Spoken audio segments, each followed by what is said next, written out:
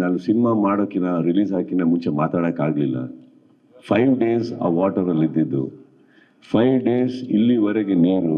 And first of all ನನಗೆ ಯಾವುದೇ ರೂಮಲ್ಲಿದ್ರು ನಾನು ಎಲ್ಲ ಎ ಸಿ ಆಫ್ ಮಾಡಿ ಕೂತ್ಕೊಳ್ಳೋದು, ನನಗೆ ಚಳಿ ಆಗಲ್ಲ. I have lot of sinus issues, but I not only that.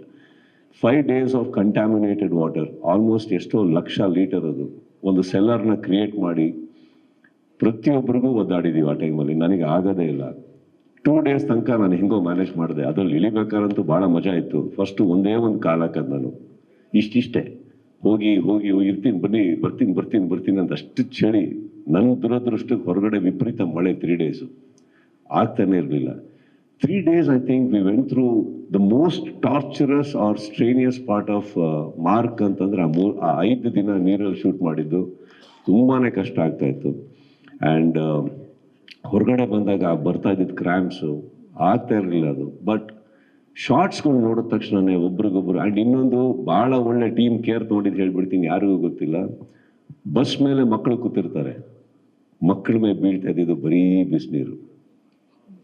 ಮೇಲಿಂದ ಏನು ಬಿಸಿನೀರು ಬರ್ತಾ ಇತ್ತು, 4-5 ಗೀಸರ್ ತರಿಸಿ ಮಕ್ಕಳ ಮೇಲೆ ಒಂದು ಡ್ರಾಪ್ ತಣ್ಣೀರು ಹನಿ ಬಂದಿಲ್ಲಮ್ಮ. ಯಾವಾಗ ನನ್ನ ಮೇಲೆ ಕುತ್ಕೋತಾ ಇದ್ರು ಅವ್ರ ಕಾಲುಗಳು ಒಳಗೆ ಹೋಗ್ತಾ ಇತ್ತು ಹೊರತು ಮಕ್ಕಳ ಮೇಲೆ ಒಂದು ಡ್ರಾಪ್ ನೀರು ಬಿದ್ದಿಲ್ಲ.